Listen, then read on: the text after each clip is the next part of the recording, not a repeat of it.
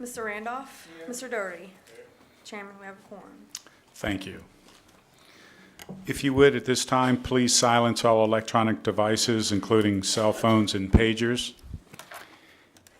If you wish to appeal anything this commission recommends, the appeal cards are to our right. Please fill one out and provide it to staff. If you wish to speak in front of the commission, we would ask that you fill out a speaker's card and give it to us so we have a record of it. Each side will be given 10 minutes. 10 minutes for the proponents or the applicants, as well as 10 minutes for the opponents or any other interested party. Additionally, each side will provide a 5-minute rebuttal. At the end of each case, if you would, if you're not involved, when you exit the building, please completely exit the building. Don't go into the back lobby area and speak, because the sound does carry in here and it is disruptive. At this time, I'd ask you to stand for the invocation by Mr. Randolph, followed by the pledge by Mr. Dougherty. Gracious Father, once again, we come to you with bowed down heads, but lifted heart, and say thank you for all the blessings you bestowed on our lives. We thank you for this day. We thank you for this parish. We thank you for all the commissioners that represented here. And Lord, we thank you for the parish and the citizens we serve. Let us be a blessing to all. And all these blessings we ask in your Son, Jesus' name. Amen. Amen. I pledge allegiance to the flag of the United States of America, and to the republic for which it stands, one nation, under God, indivisible, with liberty and justice for all.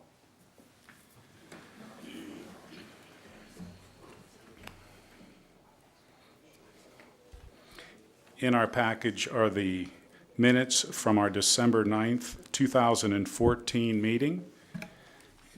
If you would please review them, make any comments, or if in order, make a motion.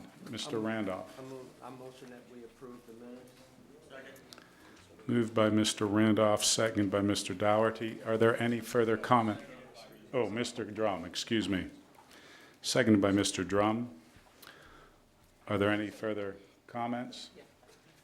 Hearing none, I ask for a vote.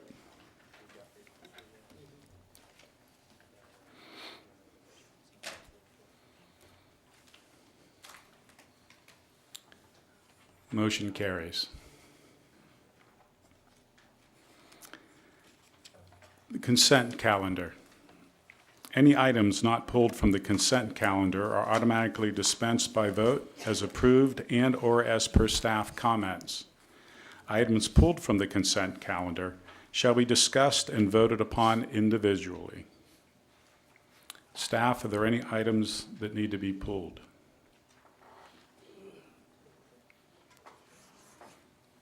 Yes, Mr. Chairman, the first item, MS. Still at the base of the neck. Excuse me. Yes, the first item under MS 14-11-067. Are there any others? No, sir. Commission, Mr. Matthews. I asked to pull all of the items on the consent calendar. So entering parish right away, MS 14-12-069 and MS 14-12-070. And I believe 14-12-002, that's still on, that's part of the consent calendar, I believe. The revocation is not part of the consent. It's not part of the consent calendar, okay.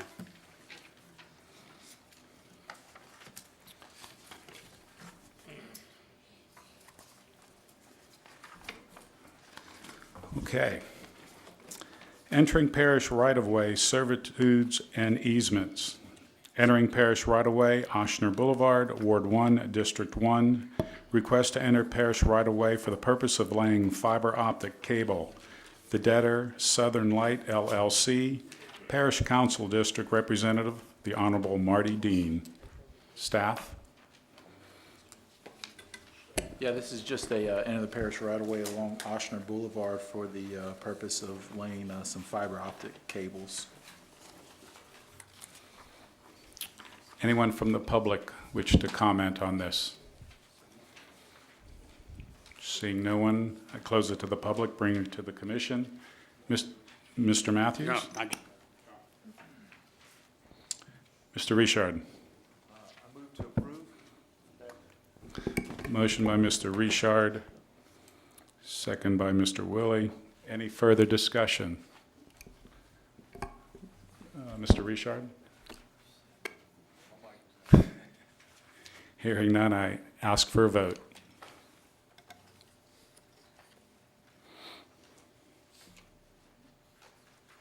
Motion carries. Minor subdivisions. MS 14-11-067, a 4.056 acre parcel into lots JA-1 and JA-2, Ward 9, District 11.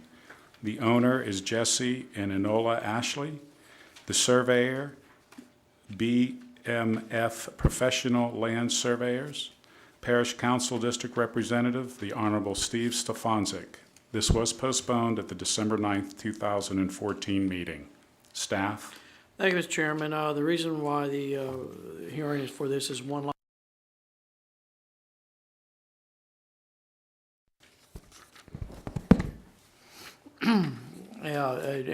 Proposed lot JA1 does not meet the minimum lot width requirement for the zoning district that it is located. The owner is proposing to create two lots from one 4.058 acre parcel, which is the parent parcel, at the southern end of Grand Subdivision. If you look at a copy of the survey plat attached to your staff report. And since the private drive will only provide access to one lot within the minor subdivision, which is lot JA2, said drive is not required to be built to a parish standard pursuant to section 40-045.01 minimum standards for a private drive of subdivision regulatory ordinance 499. However, due to the fact that technically proposed lot JA1 does not meet the minimum lot frontage for an A2 zoning district of 150 foot, a waiver of the regulations is required relative to the lot width issue. Therefore, a 2/3 majority vote of the full membership of the commission, which would be 8 members, is needed to approve the waiver pursuant to section 40-100, waiver of regulations of ordinance 499. The staff has no objection to the proposed minor subdivision request since the lot fronting on Emile Street opens up approximately 150 feet back to over a 500-foot width. Is there anyone from the public which wishes to comment? Hearing none, I close to the public. I bring it to the commission. Mr. Matthews? Ron, what is the theory behind us requiring the 150-foot road frontage?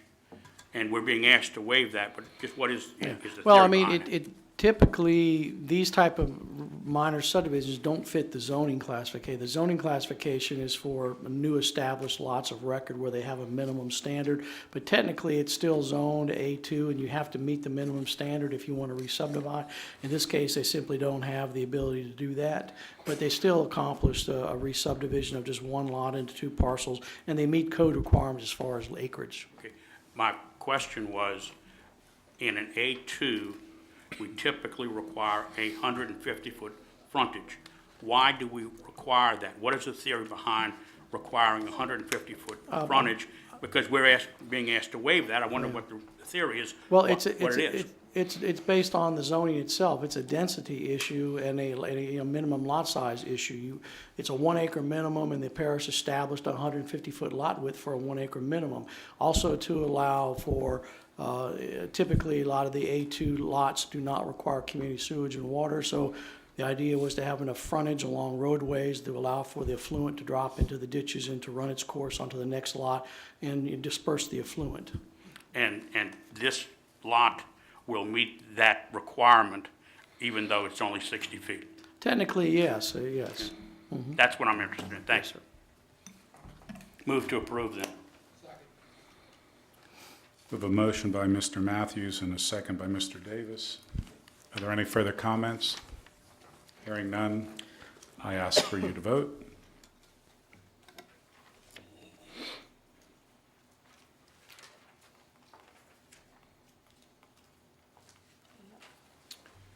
Motion carries by a 2/3 majority. MS 14-12-069, a 5.14 acre parcel into lots 1 through 4, Ward 4, District 5. The owner is C. Herberger, LLC. The surveyor, Kelly McCune and Associates Incorporated. Parish Council District Representative, the Honorable Marty Gould. Staff? Thank you, Mr. Chairman. A public hearing is required for this proposal since more than one lot is being accessed by a private drive.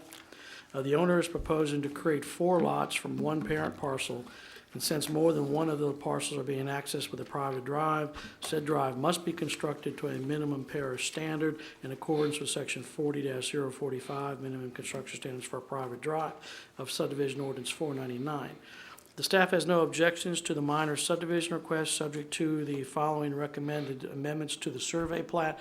The developer did submit amendments to the survey plats late. I did have an opportunity briefly to look at the plat, and they do comply with those 2 items that I'm itemized there, which is the required private drive right of width of 35 feet be depicted, and some type of a turnaround hammerhead or a T-stub be provided, which they have done. And of course, the engineering department would also review it and would approve it subject to their engineering standards. No other comments. Mr. Marone? Yes, thank you, Mr. Manella. Paul Marone on behalf of Mr. Herberger. And to follow up on Mr. Keller's comments, this property is just north of here off of Marshall Road. It's an industrial property.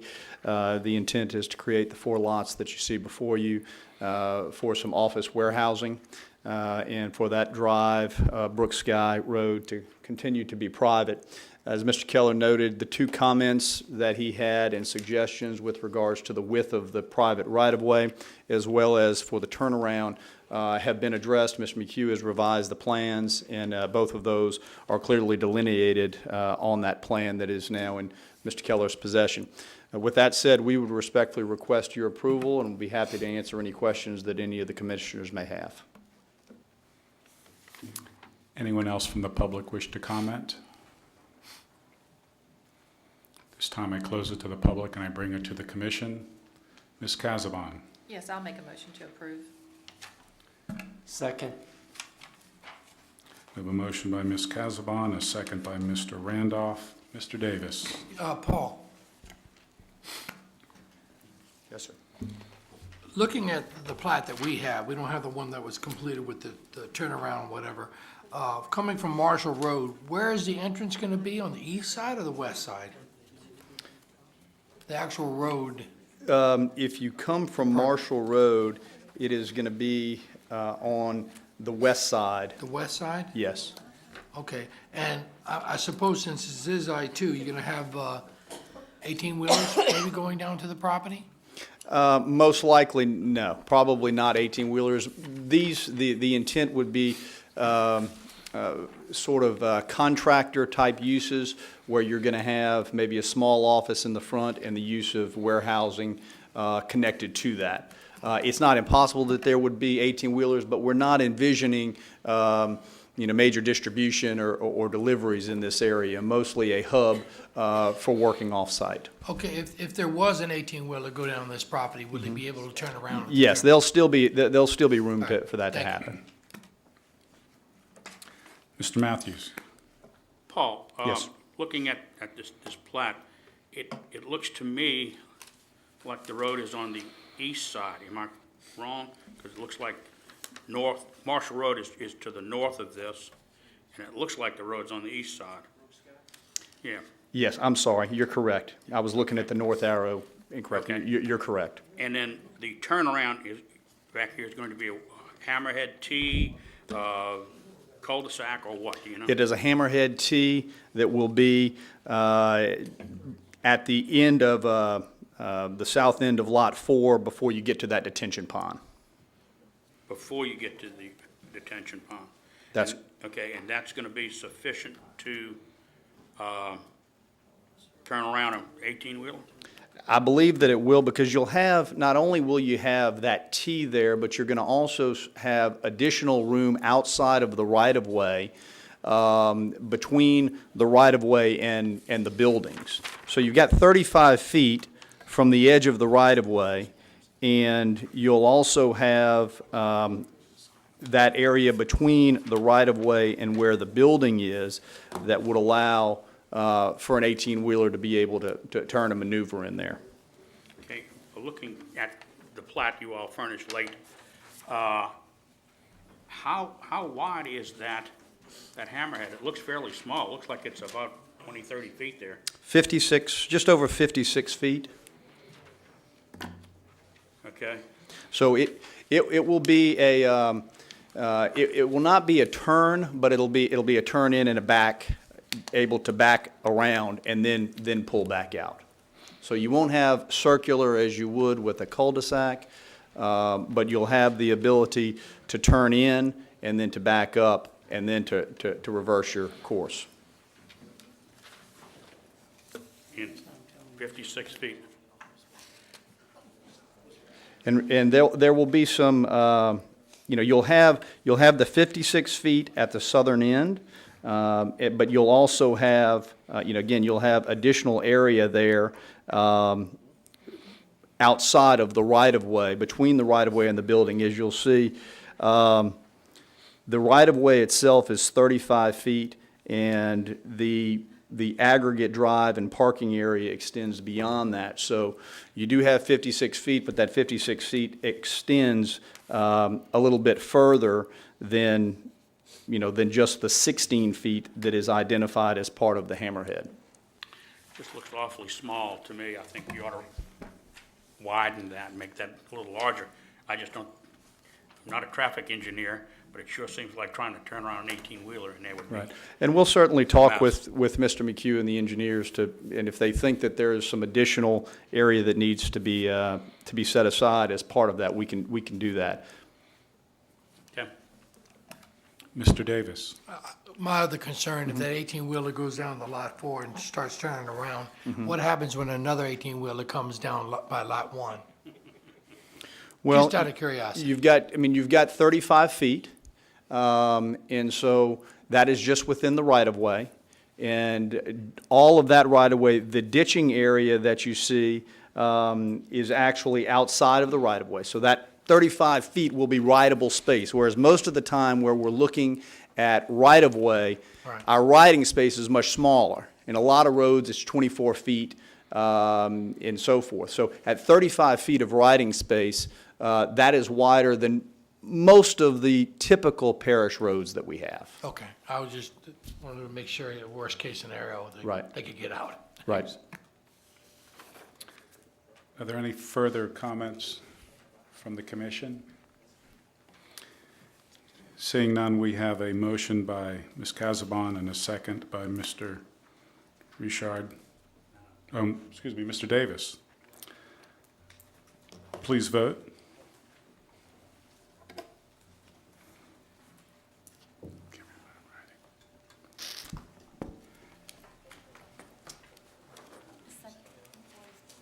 Mr. Davis. Mr. Davis. Motion carries. MS 14-12-070, tracks A1 and B into tracks A2, B1, and B2, Ward 7, District 7. The owner is Wesley Dick et al. The surveyor is John E. Bono and Associates Incorporated. Parish Council District Representative, the Honorable Jacob Groby. Staff? Thank you, Mr. Chairman. The reason for a public hearing for this minor subdivision is that the proposed minor subdivision or the further re-subdivision is from an existing minor subdivision that was approved previously. The owner is proposing to re-subdivide two existing parcels within that minor subdivision, which you indicated were tracks A1 and B, within a previously approved administrative minor subdivision into a total of 3 lots. And since said proposal complies with all parish requirements relative to the further re-subdivision of the property within the existing minor subdivision, the staff has no objections to the proposed minor subdivision request. Would anyone from the public care to speak? Seeing none, I close it to the public and I bring it to the commission.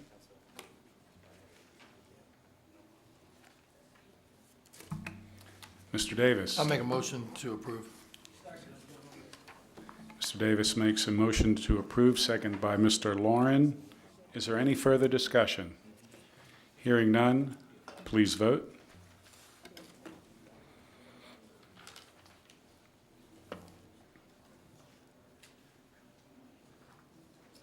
Motion carries.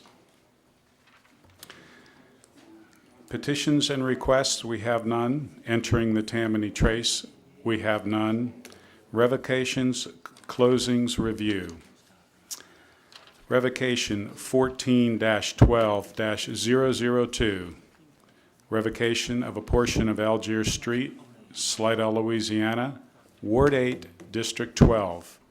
The applicant, Own Your Own LLC, the surveyor, J.V. Burks and Associates Incorporated, the Parish Council District Representative, the Honorable Jerry Bender. This was postponed from the December 9th, 2014 meeting. Staff? Hey, Mr. Chairman, I believe we need to postpone this again. I don't believe the applicant is here. There's an issue regarding the northern side of Algiers Avenue, which is not owned by the petitioner. They're in the process of trying to find who that owner is because they will have to participate in this process as well because we don't revoke half a right-of-way, we revoke it all. And so either the owner on the northern side will have to either agree to participate and purchase his half or gives a notarized letter giving the authority of this petitioner to purchase the entire portion of that right-of-way. So we're waiting for that. So staff, since I don't see the petitioner here, I'd recommend tabling. Staff recommends a postponement. Is there anyone in the public that wishes to speak on this?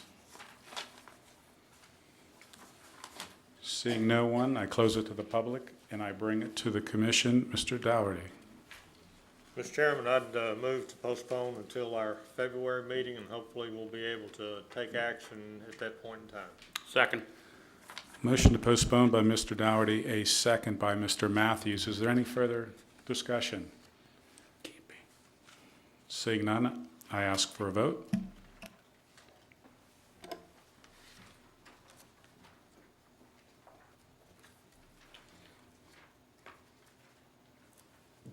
Motion carries.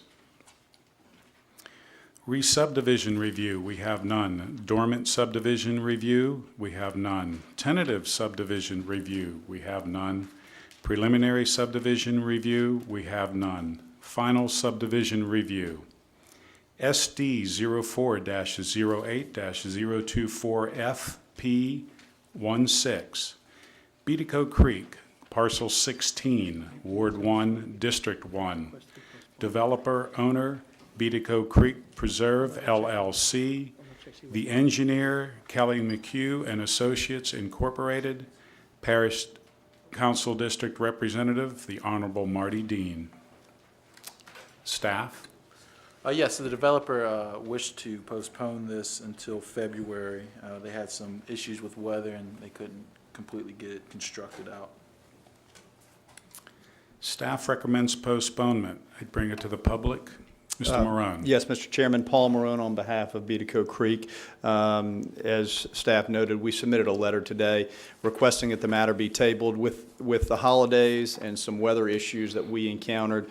We weren't able to meet the timeline that we hoped we'd be able to meet, and there were some infrastructure items that we were not able to get on in the ground. So we would ask that you postpone this where we're confident we'll be back in February and ready for you to consider our request. Is there anyone else from the public who wishes to speak? Seeing none, I close it to the public. I bring it to the commission. Mr. Matthews.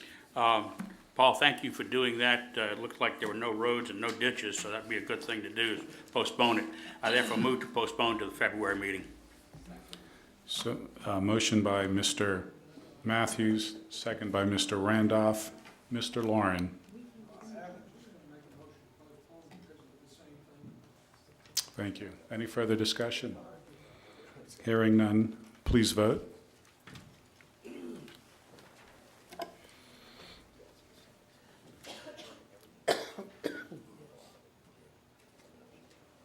Motion carries.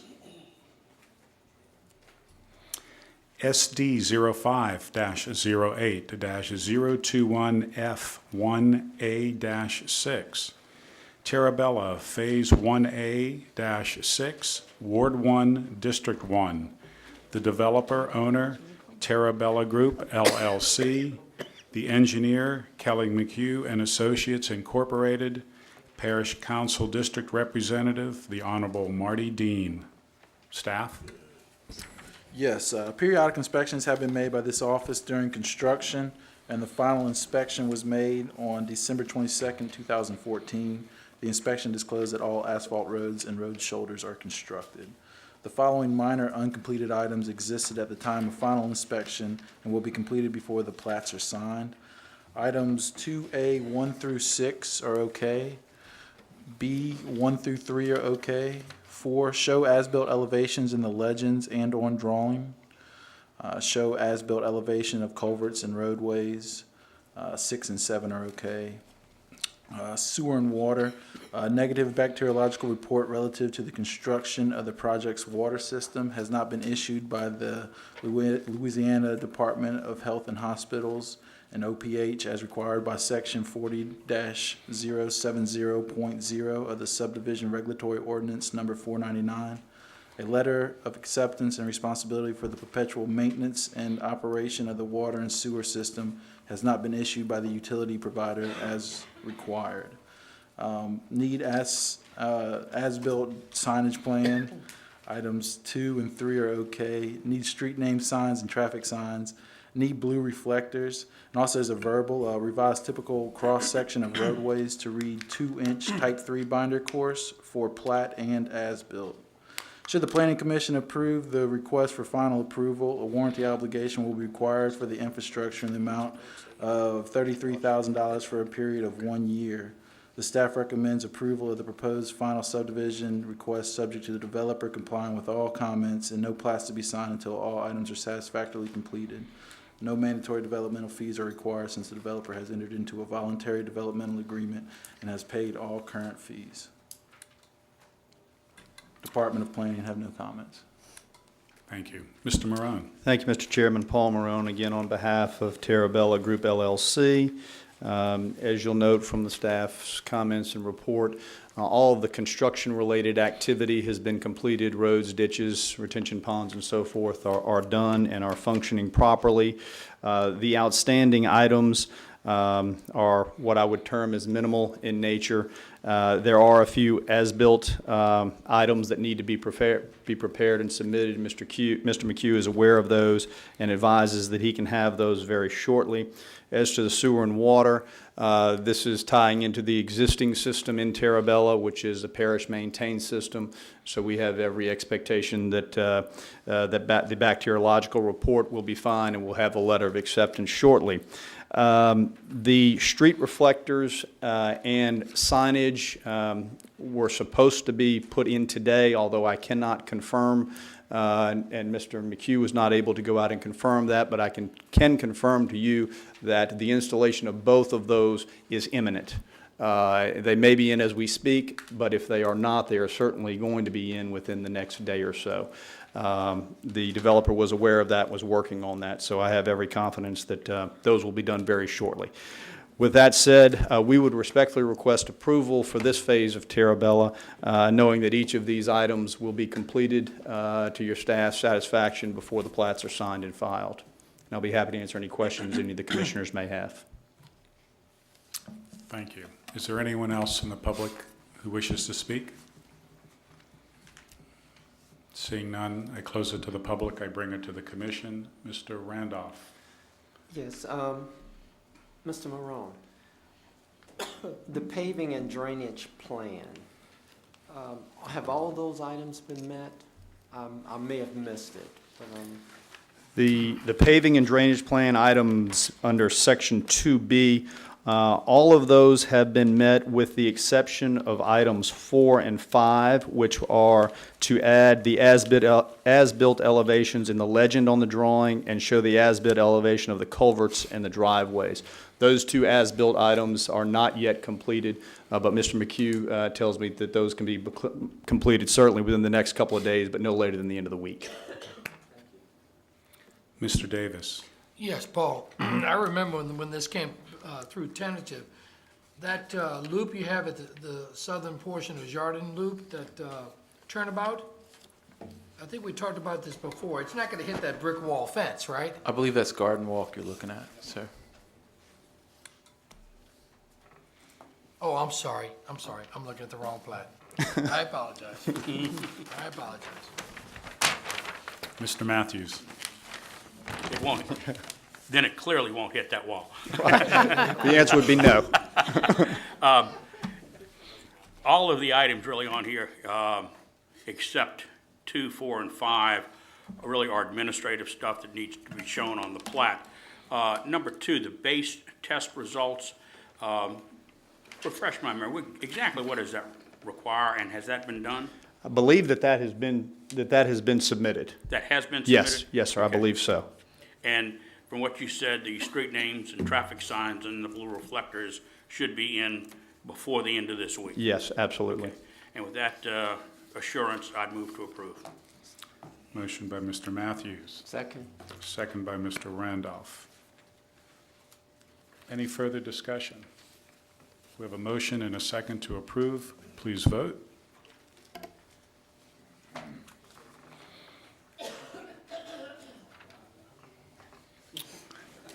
Motion carries.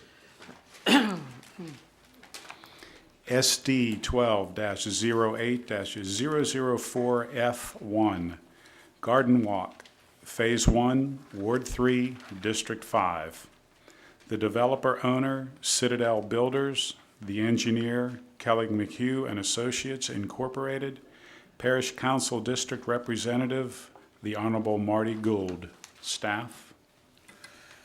Periodic inspections have been made by this office during construction, and the final inspection was made January 5th, 2015. The inspection disclosed that asphalt roadways have 3.5 inch of binder course applied with a 1.5 inch of wearing course to be applied at a later date. Emerald Forest Boulevard concrete roadway is constructed. Detention ponds are constructed. The following minor uncompleted items existed at the time of the final inspection and will be completed before the plats are signed. Items 2A, 1 through 3 are okay. 4 is show a typical cross-section of the concrete street, Emerald Forest Boulevard, and also label pavement type and thickness. 5 and 6 are okay, and then in addition would show typical cross-section of the stormwater detention storage area as shown on the paving and drainage plan. Items B, 1 through 10 need to be addressed. Show a typical cross-section of the concrete street, Emerald Forest Boulevard, also labeling the type of pavement and thickness. Show type of base used, not refer to soils report. Show 3.5 inch of asphalt in place with 1.5 inch of wearing course to be applied at a later date at the typical asphalt section. As-built elevations need to be shown in the legend and on the drawing. Outfall culverts are needed in the westernmost detention pond. BMPs need to be installed. All ditches need to be regraded so that positive flow can be established. Curbs need to be flared to accommodate the crosswalks. Easternmost pond invert needs to be checked as it appears to have been overdug in depth and will not drain as a dry pond. Crosswalks need to be installed after the wearing course of asphalt has been applied. Highlight the footprint of Phase 1. Remove Phase 2 and 3 notations. Show Phase 1 in the title block. Those last two comments are actual verbal. C, negative bacteriological report relative to the construction of the project's water system has not been issued by the Louisiana Department of Health and Hospital, OPH, as required by Section 40-070.0 of the Subdivision Regulatory Ordinance Number 499. A letter of acceptance and responsibility for the perpetual maintenance and operation of the water and sewer system has not been issued by the utility provider as required. D, 1 is okay. Need concrete and asphalt test results. Need floppy disk or current format. Need blue reflectors. Concrete flumes and detention ponds need to be constructed. Should the Planning Commission approve the request for final approval, a warranty obligation will be required for the concrete roadway in the amount of $17,500 for a period of 5 years. Also, a performance obligation will be required for the asphalt roadway in the amount of $25,400 for a period of 6 months, covering the cost of the wearing course that will be applied at a later date. The staff recommends approval of the proposed final subdivision request subject to the developer complying with all comments and no plats to be signed until all items are satisfactorily completed. Mandatory development fees are as followed. Road impact fee is $44,157. Drainage impact fee is $45,674, minus any fees previously paid for spec home permits. Fees are due before subdivision plats can be signed. Department of Planning has no comments. Thank you. Mr. Marone. Thank you, Mr. Chairman. Paul Marone, again, on behalf of Citadel Builders for the Garden Walk Phase 1 development. This punch list is a little bit more confusing, but I think I hopefully can break it down and clarify a little bit here. There are, as best I can tell, other than the sewer and water items, there are about 8 outstanding items that we are aware of. Of those, there are about 4 that are somewhat construction related, and I'll kind of go through those and highlight those for you and let you know where we are in the process of getting those completed. With regards to Section 2A in the staff comments, it is the only item in there that staff noted is missing was item 4, which is the cross-section of the concrete street. We believe that we have provided that, but Mr. McHugh will get with him, and if not, we certainly... Here's the plat we sent up with it on it. Okay. Yeah, it's on the plat that we submitted on the 9th. Staff may not have had an opportunity to look at that, but we'll clarify that with staff. With regards to items in Section B, staff noted that 1 through 3 have been addressed. In addition to that, Mr. McHugh was able to make a site inspection this afternoon and confirm that item 6 is now done, which is that the BMPs are in fact installed. With that said, in that item, we do have the as-built elevations that need to be identified in the legend, and that can be done very quickly. The construction-related items in this section, the outfall culverts are needed, the ditches needed to be graded, and the curbs need to be flared to accommodate the crosswalks. The grading of the ditches are in process. They were working on that today when Mr. McHugh made his site visit. So the completion of that item, we believe, is imminent. As for the curbs, which need to be flared, that is a very easy item to be done. Again, we would expect to have that done within a week, as well as installing the outfall culverts on the westernmost detention pond. Those culverts are on site, and we had hoped to have them in already, but with weather we were a little delayed. But again, they're there. They can and will be installed in the very near future, which will take care of that item, which those are 2 of the construction-related items that I mentioned. The other construction-related item is the concrete flume in the detention pond. That can be done as well within about a week's time as part of the mobilization for the installation of those culverts and for the flaring of the concrete curbs. So all of those items, which do require some additional work, are items that can be done rather quickly, are not major roadways or major ditch systems or something like that. They are sort of the last punch list items that we would be doing as we pull our crews out of there. Other than that, the remaining items are plat type items, which Mr. McHugh assures me he can have within a week's time, and the installation of the blue reflectors and the concrete test results, which again will be installed shortly. So the items that are left that would be of consequence, in my estimation, would be the construction-related items. Those are the 3 that I've talked most about. We believe that we can do those very quickly and have those in and the necessary documentation for your staff so that they can make their inspection and hopefully move forward with our final. I'll be happy to answer any questions that any of you may have, including Mr. Davis and that brick wall. Thank you, Mr. Marone. Is there anyone else from the public who wishes to speak? Seeing none, I close it to the public. I bring it back to the commission. Mr. Davis. Yes, Paul, if I'm looking at the right plat now. Garden Walk Phase 1. Yeah, so what about that turnabout? I know we had a little problem with this initially. So it doesn't intrude into the brick wall fence, correct? That is correct. It does Okay, not. it just kind of looks that way, that's all. I just, That's correct. No, there is, the cul-de-sac, the paving portion of that cul-de-sac meets your standards, and so it will not, the brick wall will not impede the use of that cul-de-sac. okay, and I do have to say, I do like what you've done with the green space in here, with all the different garden walk areas.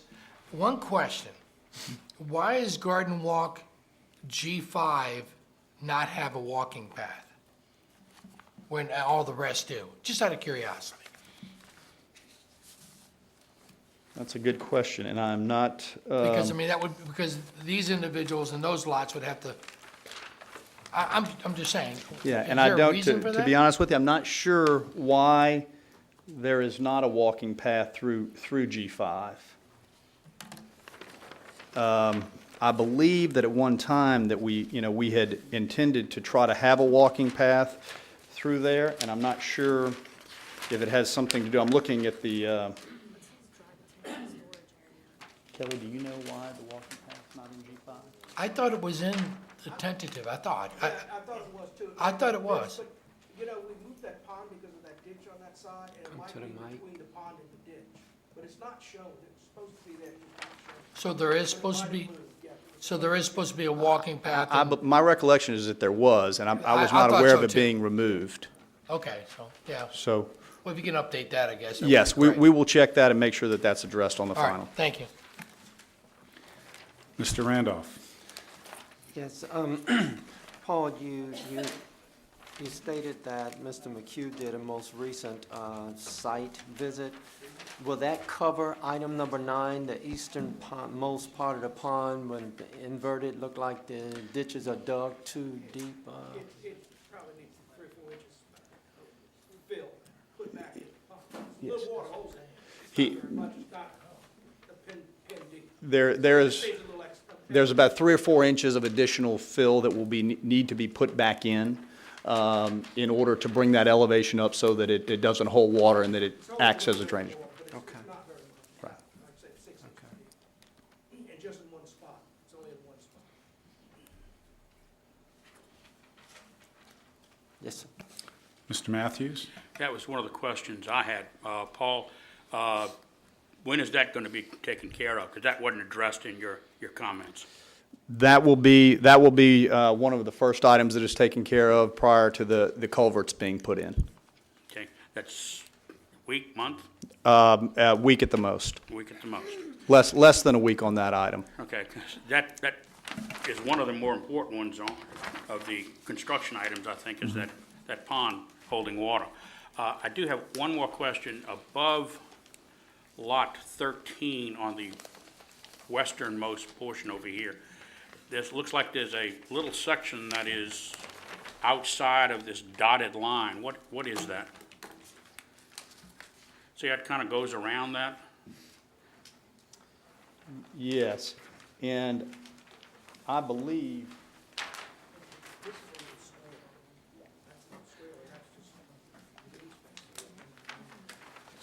that is outside of Lot 13. It is green space, but there also is a swale in there that will help bring water into that detention pond. Okay, but that is part of the subdivision? Yes.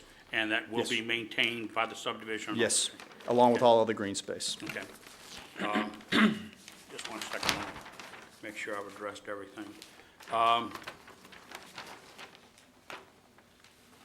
Okay, and you said the concrete flumes for the detention ponds will be in within the week? Yes. Okay. With those assurances, I would move to approve. We have a motion by Mr. Matthews to approve, I'll second. second by Mr. Lauren. Mr. Dougherty. Yes, sir, on the walking path on that one green space, since this is the final plat, how are we supposed to approve this when it's not shown on the plat? And Mr. Morone, you're saying that, you think it's supposed to be as well as Mr. McHugh. Would it be subject to the green space, the walking path being shown? Yes. Yes. Yes. Yes. What we would suggest for the commission, if in fact you move to approve this, that it be subject to the final plat showing that walking path, if in fact that path was on the tentative and preliminary plat, which we believe that it was. If it was part of your prior approvals, then we would be very comfortable with that being a condition that it be identified on this plat before filing.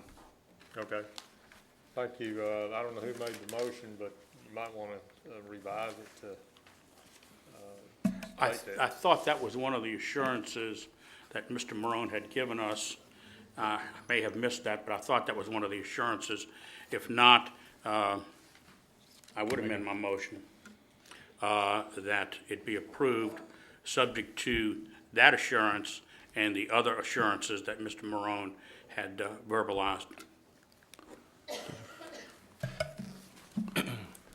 And if you don't mind, Mr. Matthews, I'd just like to make a clarification. I Please do. think consistent with what Mr. Morone has said, I heard Mr. Morone say that assuming that the tentative and preliminary plans reflected that walkway, then the final subdivision plat will show that walkway.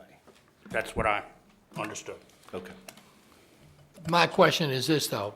Again, I was the one that I thought I recall that. Regardless whether it's in tentative or preliminary, you'll still add that?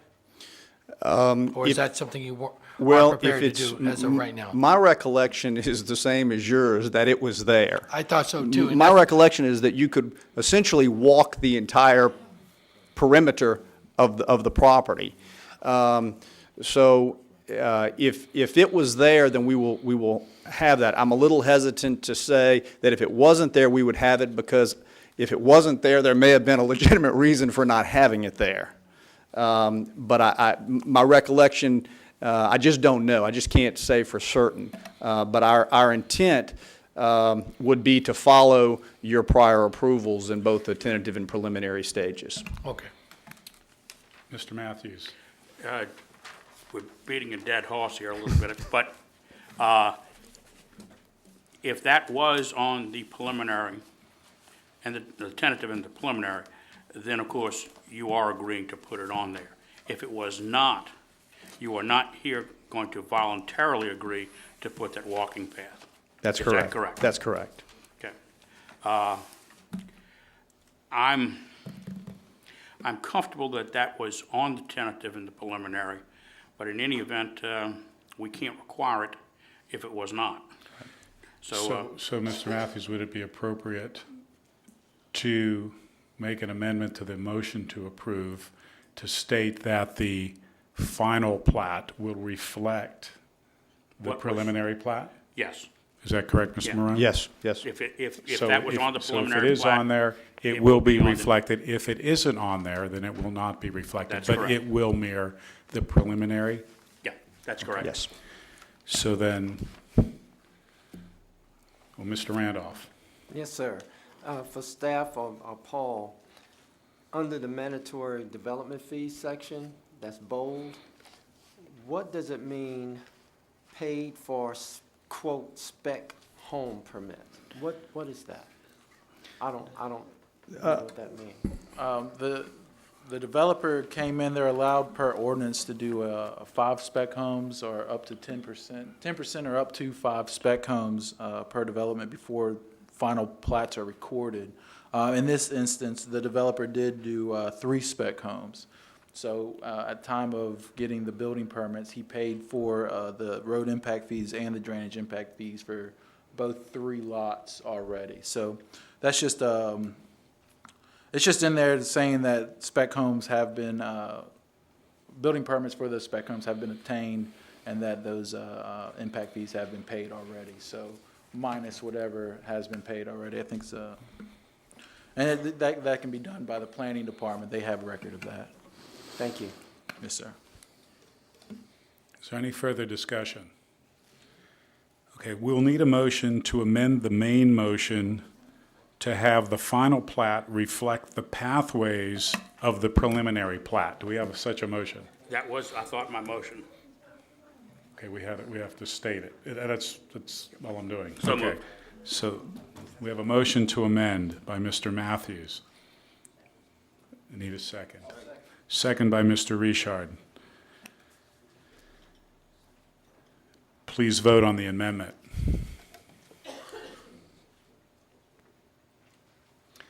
The amendment carries. We also have a motion to approve SD 12-08-004F1.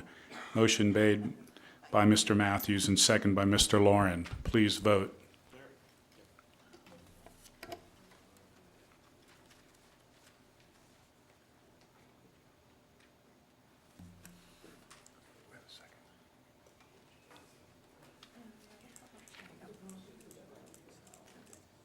Motion carries. Thank you. Proposed amendments to Ordinance 499, we have none. Old business, MS 13-05-023, Ward 2, District 6. Owner requesting a waiver of regulations relative to the discharge of water. The owner is Linda Fussell, the representative, the Honorable Richard Tanner. Staff? Yes, sir. This was a minor subdivision that was approved back in 2013. We've done some discussion with the property owner and also their councilman and the engineer, and determined that the runoff from these proposed houses would be negligible to the overall lay of the land. So the engineering department has no objections to Darrell Fussell's letter stating he ran some models, and we confirmed that with him. Thank you. Anyone from the public wish to speak? Seeing no one, I close it to the public. I bring it to the commission. Mr. Randolph. Move that we move that it pass. Second. Motion by Mr. Randolph, second by Mr. Willie.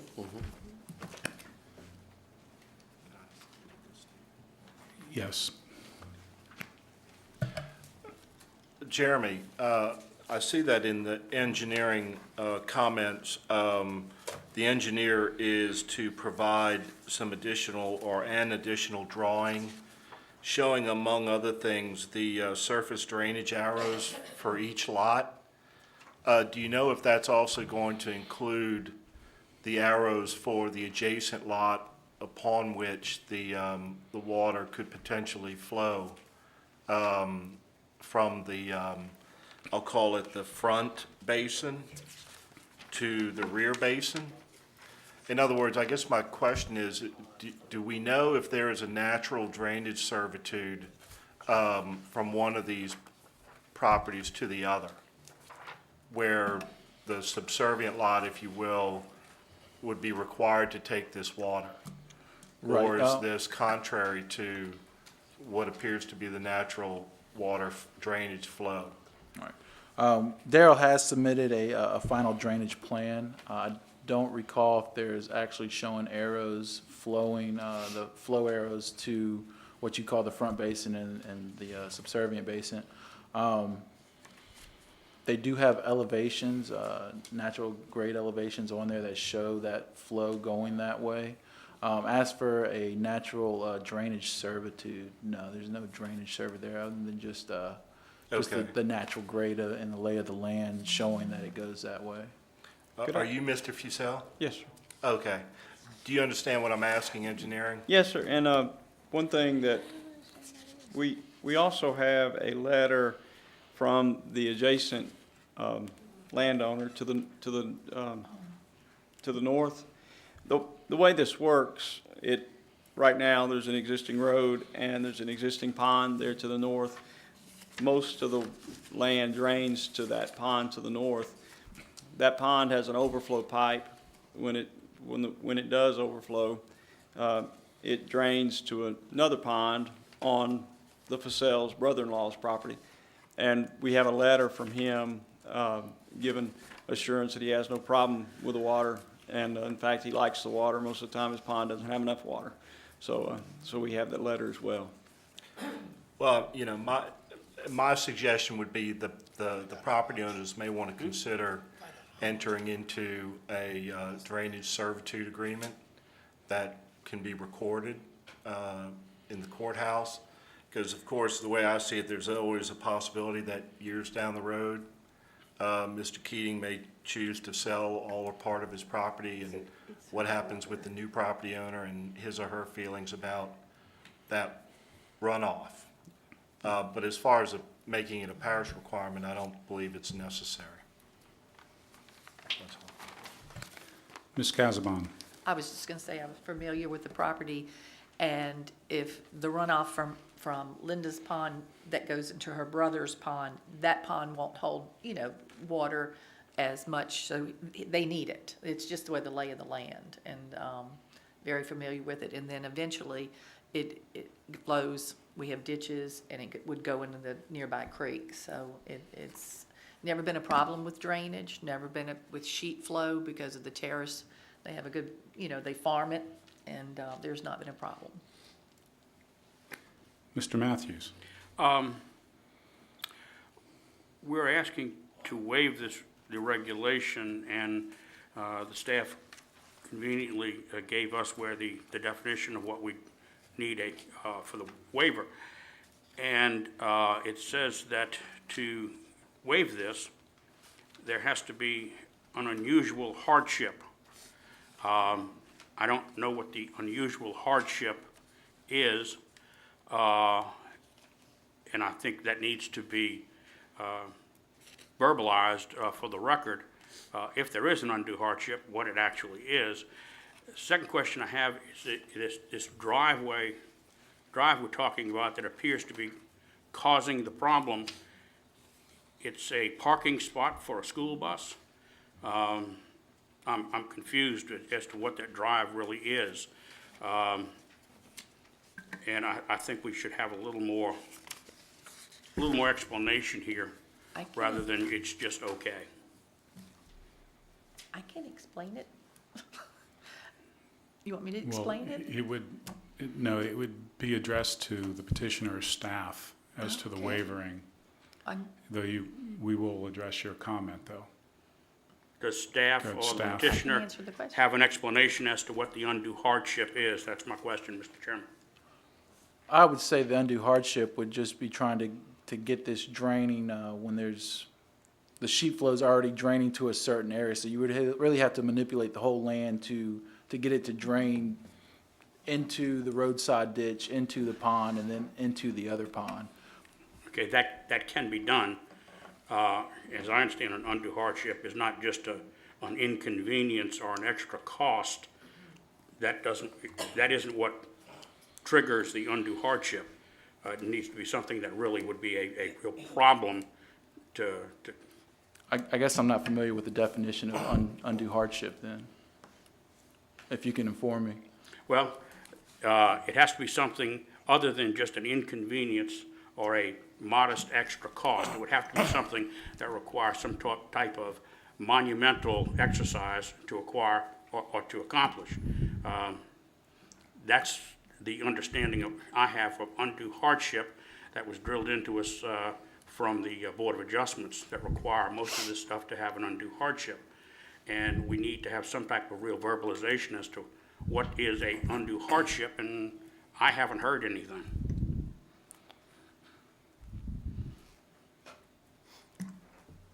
I guess, Mr. Matthews, I would have to look at the ordinance, and I know you said your perspective and your definition of the undue hardship. We're going off of what their engineer has certified and said that to them is undue hardship without manipulating the land and coming up with extra costs. Depends on, I guess, your definition of undue hardship. I mean, is that extra few $1,000s, tens of $1,000s to manipulate the land to make it. Well, we haven't heard to anything drain. as to what it would cost. Can it be done? Is it a task that would require moving a building, anything like that? We've just heard they just want to do this and please waive it. Well, I Maybe believe- the I believe engineer there is. has something that can help us here. Excellent. Yeah, I'm gonna pass it over to him and let him try to answer your Mr. question for you, Fussell. sir. The only thing that I can say, and it's not my purpose to give definitions, but this is a situation where you've got an existing road for a minor subdivision. You've got an existing detention pond that we require. We've already got one that's draining most of the property, and it's simply not a requirement to have the other detention. It is a requirement by the letter of the law, but it's not a requirement for what's actually out there. And that's all I can say. Thank you. Ms. I personally have Casabon, not heard of a I think, hardship. and in all due respect, Mr. Matthews, you've asked your question to staff, and it has been reported back. I'm now going to see if Ms. Casabon may provide any further information. If you'll remember, when Linda came in to divide this up, this was for her children, that she would go ahead and take care of this, and get it in place. Her kids are right now living somewhere else. They do not have plans to sell it. It will be inherited by their kids. And at this point in time, like Daryl said, the drainage is working, everything's in place. The road that's there, where it says dead-end school bus drive, I believe, if I'm not mistaken, was built by the parish because it was a parish barn back when they had different areas where they stocked up gravel or whatever supplies they needed for that particular area, and the parish built that road. And Glenn just uses it to park his bus there now. It's to parish standards, gravel road, and it's fine. I don't see a problem with granting this waiver at this time. The hardship would be to spend tens of thousands of dollars or whatever it would cost to put in detention when they don't know exactly what they're, how they're going to build or whatever. And I made a motion, or did? No, we Ron already did. have a motion by Mr. Ron. Randolph and a second by Mr. Willie. Mr. Willie? Yeah, just to clarify what the engineer said here is basically the drainage is in place and you'd almost have to change the lay of the land in order to change the drainage to meet some other standards. Is that what I'm understanding? Correct. And that would take a lot, like a lot of fill and a lot of dirt moving in order to change the lay of the land. Right. So, I guess the drainage works right now. The adding of, I think, 4 homes, I don't have the plat in front of me, 4 or 5 homes is negligible to the whole site. Right, and it would take a lot to change the lay of the land on that size acreage. Correct.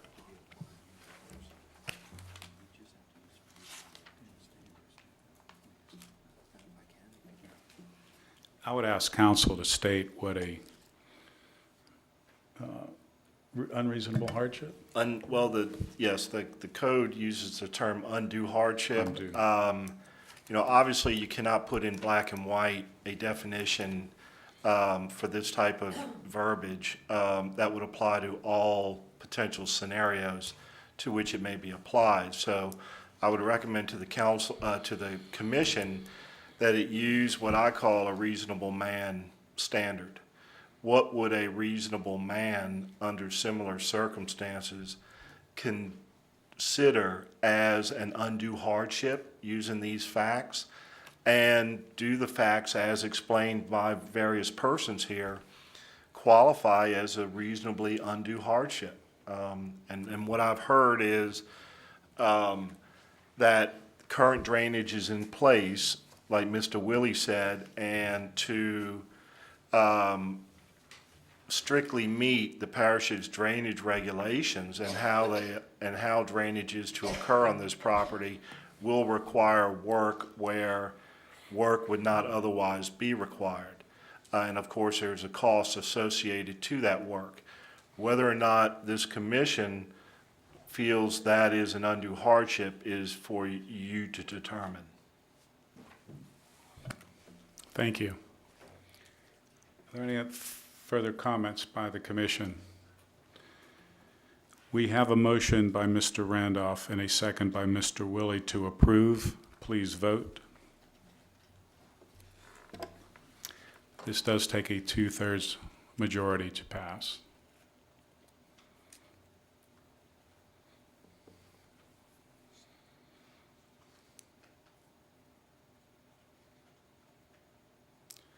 Motion carries. Is there any new business before the commission?